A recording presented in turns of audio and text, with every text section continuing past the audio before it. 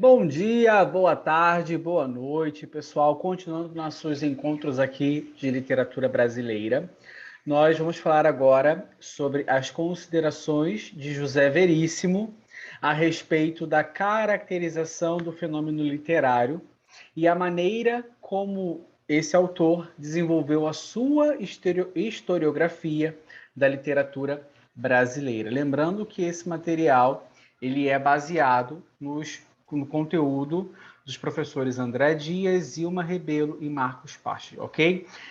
Aqui vai estar um pouco diferente, geralmente eu faço em slides, em PowerPoint, etc., mas aqui vai ser assim, tá? Para a gente poder conversar um pouco melhor, tá? Bom, temos inúmeras possibilidades de concepção da literatura, mas nenhuma delas parece em si plena e satisfatória diante da maior diversidade da própria literatura enquanto manifestação efetivada pelo homem.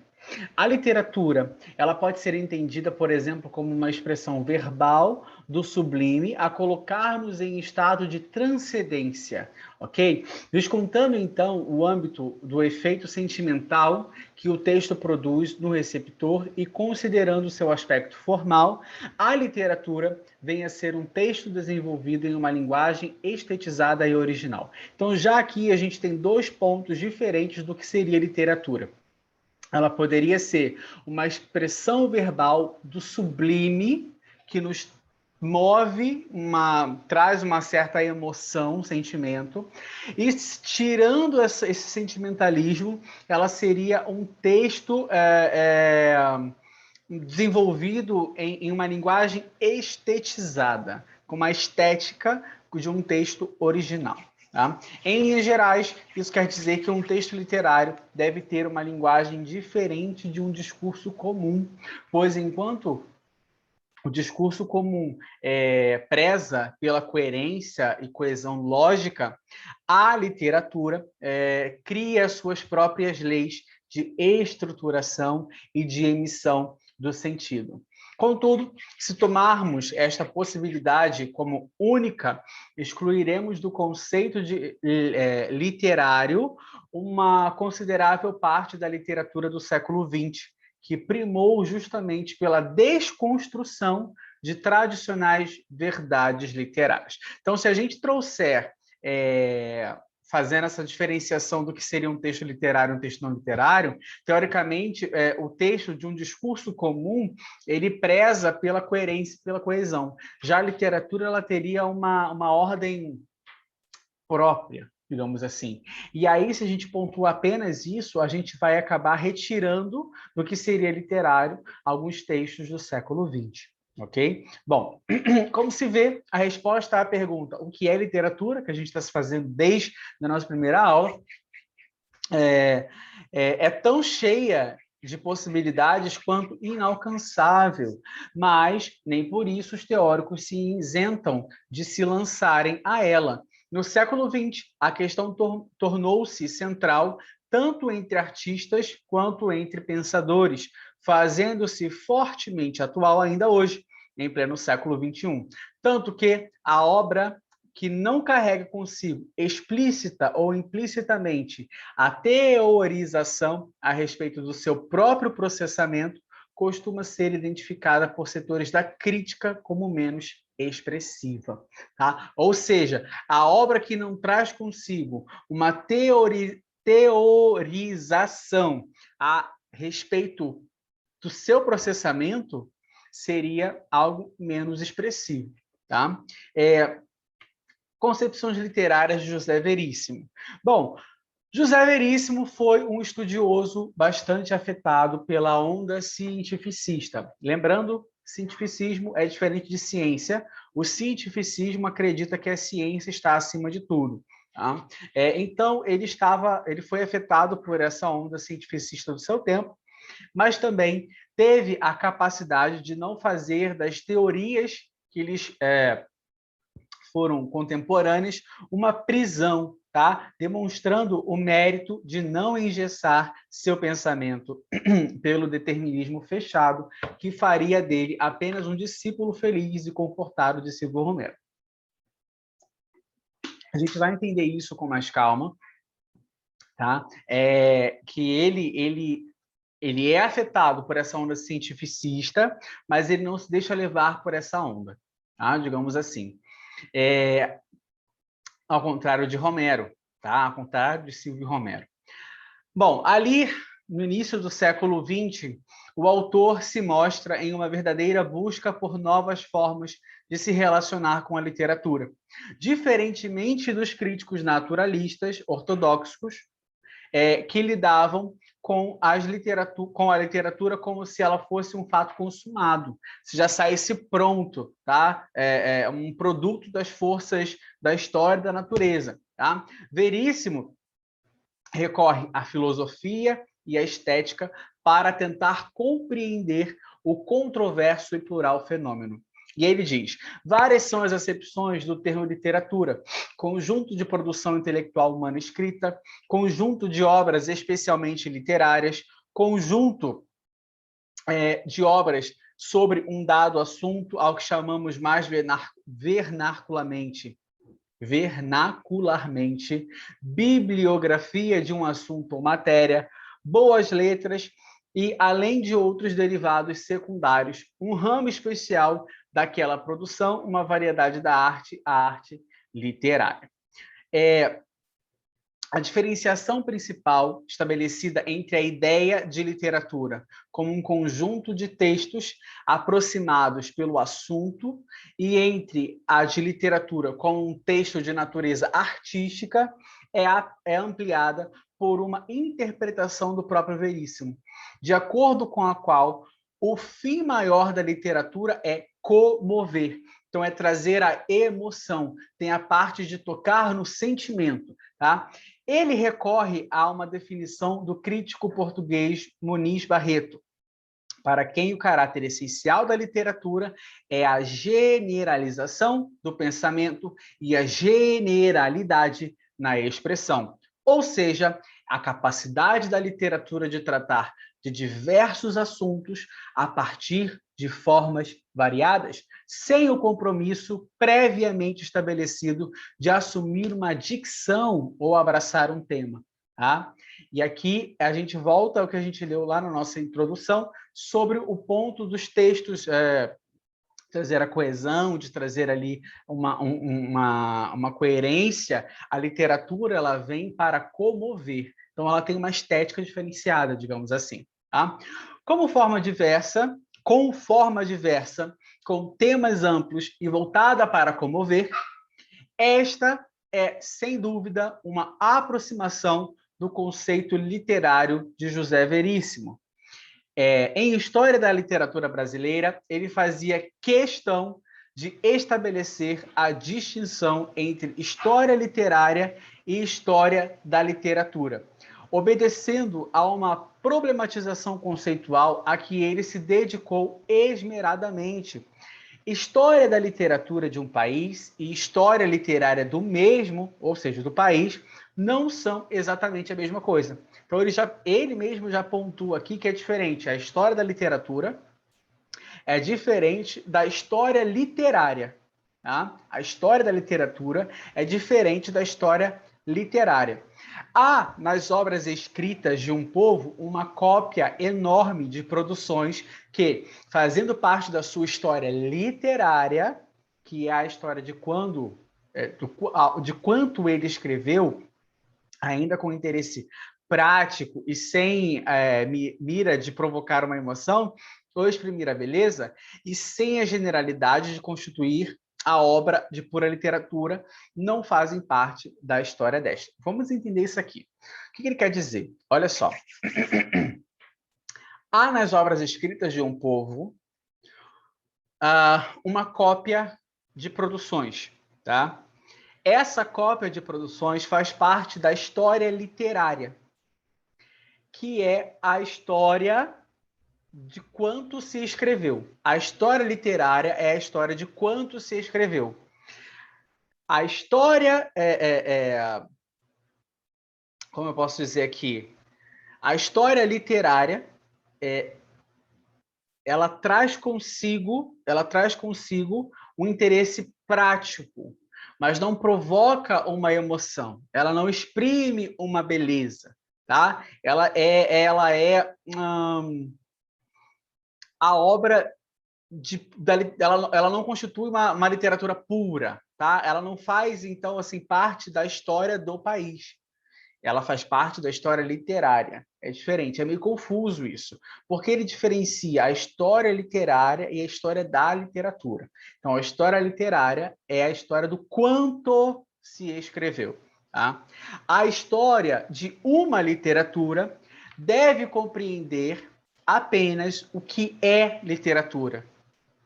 Tá? Ou seja, todas as obras inspiradas pelo intuito de comunicar a outro uma emoção desinteressada. Vamos mudar essas palavras aqui. A história de uma literatura compreende o que é literatura. Ou seja, a intenção dela é trazer todas as obras que trouxeram emoção, que trouxeram comoção. Basicamente isso. Tá? A literatura genérica é o coletivo de letra do discurso escrito. Tá? A literatura específica é a de caráter artístico, nascida da espontaneidade e marcada pela beleza. Okay? Então, seria que a literatura genérica, a gente estaria falando da história da literatura. Tá? E quando eu falo da literatura específica, aí eu estou falando da história literária, ok? Beleza? Bom, deixa eu só confirmar se eu expliquei correto aqui. História. Vamos lá. A literatura genérica é o contrário, tá, gente? A literatura genérica seria a história literária. E a literatura específica seria a história da literatura. Tem um caráter artístico, nascida da espontaneidade e marcada pela beleza. Embora em História da Literatura Brasileira seja reservado um capítulo inteiro para a observação do que produziram os principais cronistas e catequizadores quando da inicial ocupação do Brasil, o que no entender de Veríssimo contribui para a formação de uma cultura, o subtítulo do livro emite diretamente o recorte de seu interesse, que é de Bento Teixeira a Machado de Assis, ok? Então, o foco dos estudos dele vai estar nesse recorte aqui. O foco não, mas assim, o interesse maior dele. Tá? Cumpre destacar que, ao refletir sobre a literatura de um determinado país, o autor de Estudos da Literatura Brasileira defendia as ideias das belas letras, tá? Como expressão de nacionalidade, como indica a passagem do texto introdutório, na qual se percebe a explícita defesa do romantismo e a implícita concepção evolucionista e determinista da história. Vejamos. A literatura que se serve no Brasil é já a expressão de um pensamento e sentimento que não se confundem mais com o português. E em forma que, apesar da comunidade da língua, não é mais inteiramente portuguesa. É isto absolutamente certo desde o romantismo, que foi a nossa emancipação literária, seguindo-se naturalmente a nossa independência política. Mas o sentimento que o promoveu e principalmente o distinguiu, o espírito nativista primeiro e o nacionalista depois, esse se veio formando desde as nossas primeiras manifestações literárias, sem que a vassalagem ao pensamento e ao espírito português lograsse jamais abafá-lo. É exatamente essa persistência no tempo e no espaço de tal sentimento manifestado, literalmente, que dá à nossa literatura a unidade e lhe justifica a autonomia. Então, aqui a gente já consegue ter uma percepção do que ele pensa, né? Diferentemente, por exemplo, do que pensava Romero, ele já diz aqui que mesmo antes a gente já tinha uma literatura, a gente já tinha esse conceito que era o Brasil, do que era o Brasil, não exatamente o Brasil, mas enfim, as terras onde estavam, começava a ter a literatura daqui, né? Mas ele afirma também que o romantismo seria, então, a emancipação literária. E aí ele concorda um pouco com o que diz o outro crítico literário, tá? Por essa razão, José Veríssimo formula uma divisão binária da literatura brasileira. A literatura em conjunto era um forte reflexo dos eventos históricos, tá? E aí ele diz o seguinte: concluo, portanto, sem presumir de incontestável esse juízo, que na história da literatura brasileira, períodos definidos, bem determinados, só há dois: colonial e o nacional. Ponto. Tá? Períodos determinados, colonial e o nacional. E aí vamos ver um pouco aqui da história da literatura literária do Brasil. Apesar de bem menos volumosa, a história da literatura brasileira de José Veríssimo tem mais alcance do que a obra homônima de Silvio Romero e em vários aspectos. A própria redação mais enxuta é o principal deles, pois Veríssimo, ao definir seu conceito de literatura, e mais especificamente o de literatura brasileira, foi diretamente ao assunto, ou seja, ele não foi com rodeios, igual fazia o Romero, tá? Ele não foi com rodeios, ele foi direto. E ele abordava o que julgava interessante, tá? No rumo da economia discursiva, o paraense isentou seu livro de qualquer possibilidade de semelhança a um tratado cientificista, conforme o fez o seu confrade sergipano, ou seja, Romero. Veríssimo também não se autopromoveu, enaltecendo seus admiráveis feitos intelectuais e ou políticos.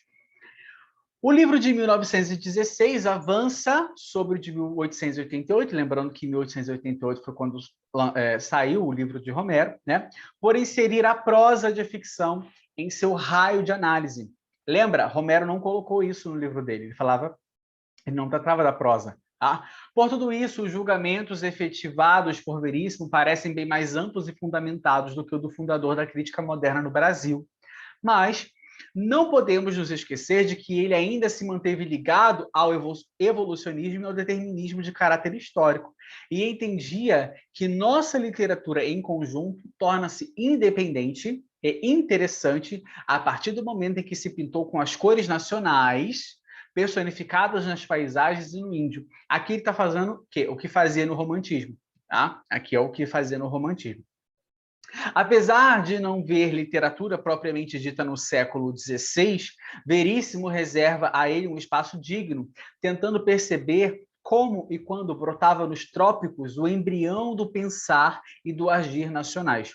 Vendo nos primeiros colonizadores homens movidos por interesses estritamente materiais, constata que a terra papagales, terra dos papagaios, vamos colocar assim, inclusive tem um livro com esse nome, Terra Papagales, era apenas um espaço para o depósito do que não interessa e para o saque do que viria a justificar a presença lusitana, ou seja, o Brasil só servia para gerar lucro para Portugal. Não é de se estranhar que em nenhum dos primeiros cronistas do Brasil, no primeiro e ainda no segundo século da colonização, mesmo quando já havia manifestações literárias, não se encontra a menor referência ou alusão a qualquer forma de atividade mental aqui, a existência de um livro, de um estudioso ou coisa que valha. Tá? Então aqui ele já deixa bem claro que, olha, para mim eles eram só uma galera que vinha extorquir, mais nada, extorquir, retirar... como é que fala? Saquear tudo que tinha que ir, pau-brasil, etc. Era basicamente isso. Tá? Avançando ao século XVII e ao segundo capítulo do livro, Primeiras Manifestações Literárias, Veríssimo busca identificar as reais origens da literatura nacional.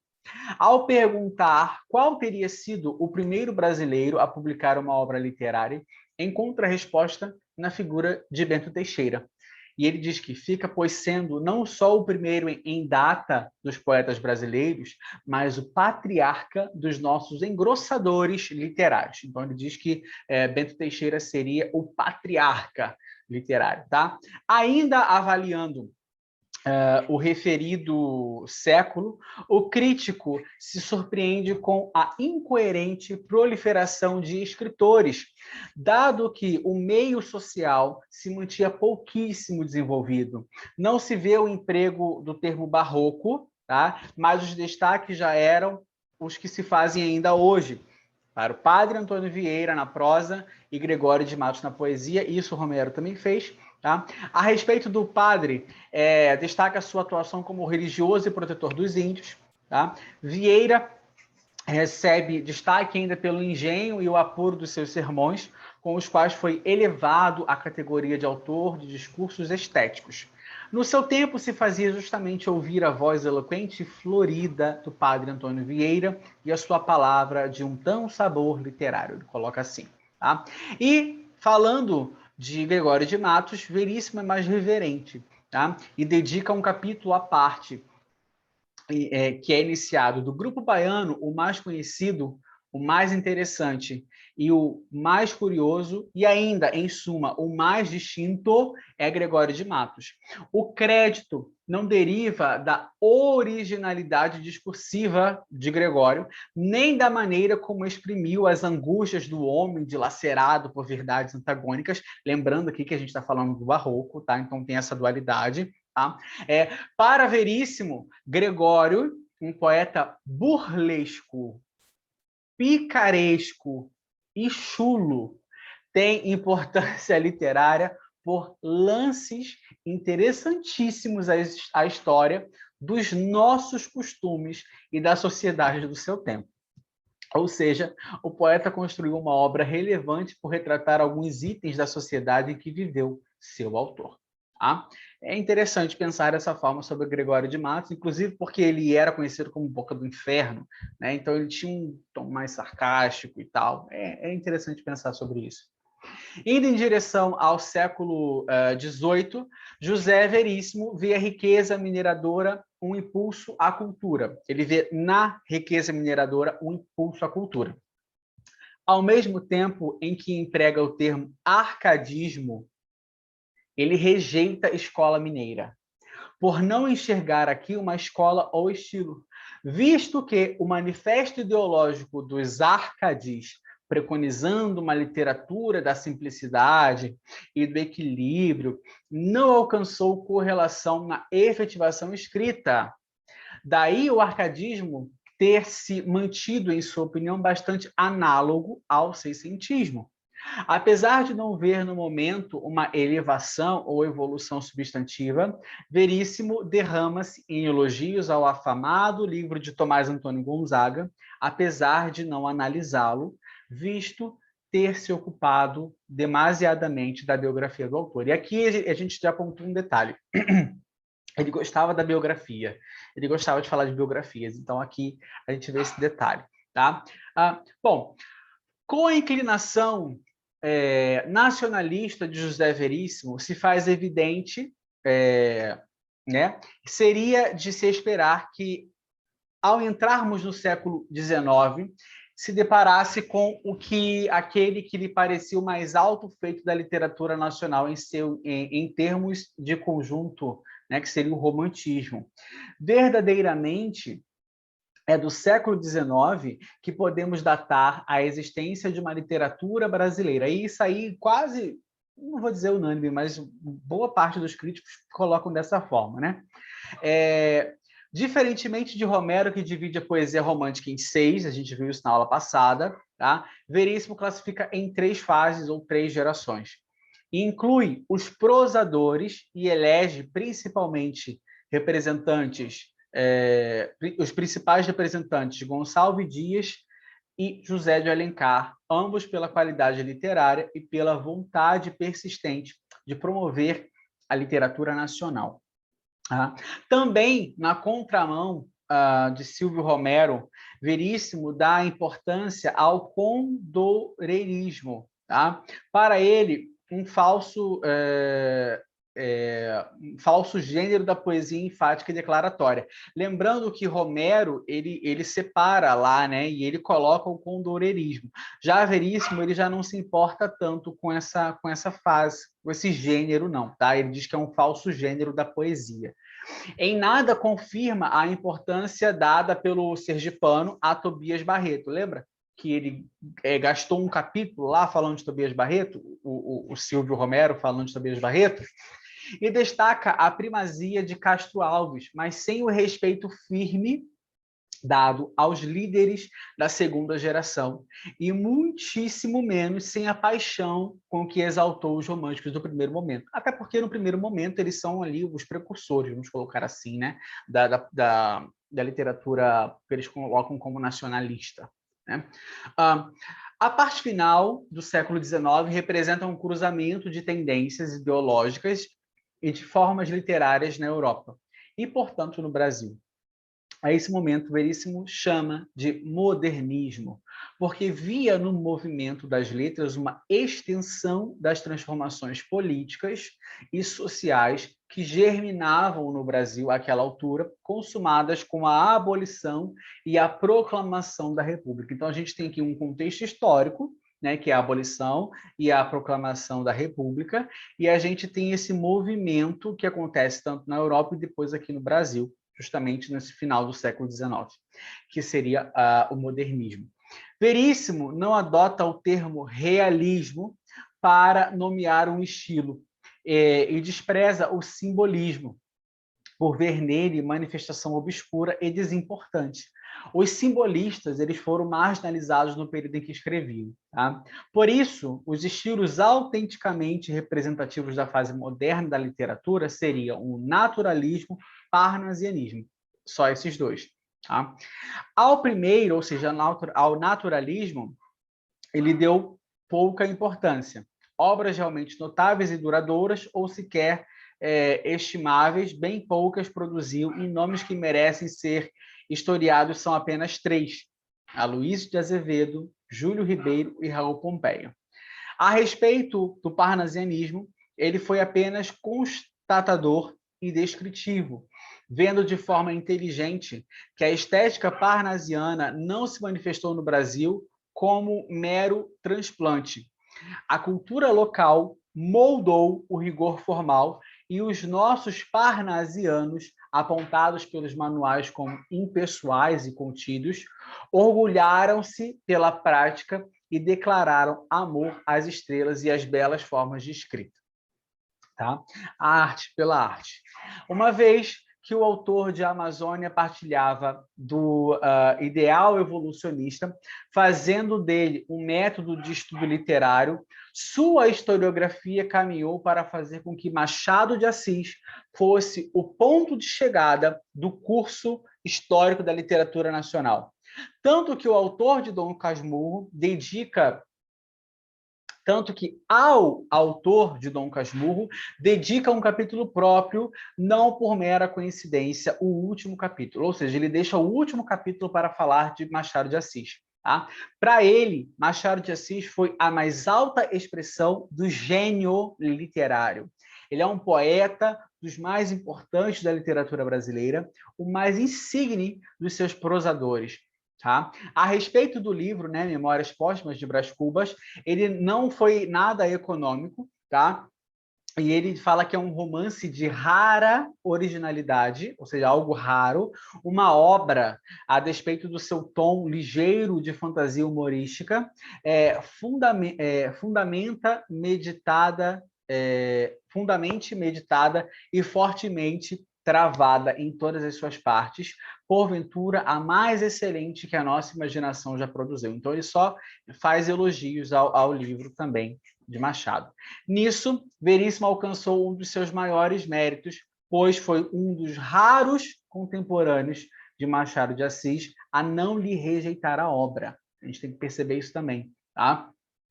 Sob a justificativa de estranha e desprovida de linearidade discursiva, que Machado ele sofreu muitas críticas quando ele escrevia por causa dessa falta de linearidade, e inclusive o Silvio Romero relacionou isso com a gagueira de Machado de Assis. Sim, Machado ele era gago, tá? E concluiu que o autor não tinha méritos literários por não possuir continuadores de seu estilo.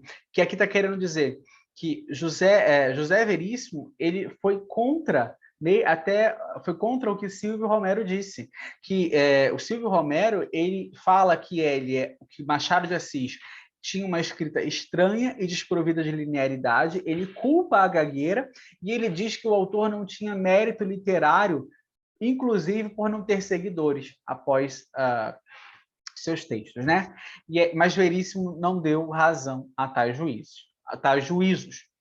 Ao fazermos um retrospecto do legado de José Veríssimo, independente das limitações impostas pelo ideário crítico de seu tempo, é possível concluir que o estudioso produziu uma obra de imensa qualidade, dando uma contribuição decisiva para o aprimoramento da crítica literária do Brasil. E, diferentemente de Romero, ele não foi generalista. Ele falou sobre a obra, ele falou o que precisava. Tá? Apesar de ele gostar da biografia, o que a gente vai ver na nossa próxima aula. Bom, eu espero que vocês tenham gostado, que vocês tenham entendido. Curte, compartilha, se inscreve no canal. Um beijo e até o nosso próximo vídeo. Tchau!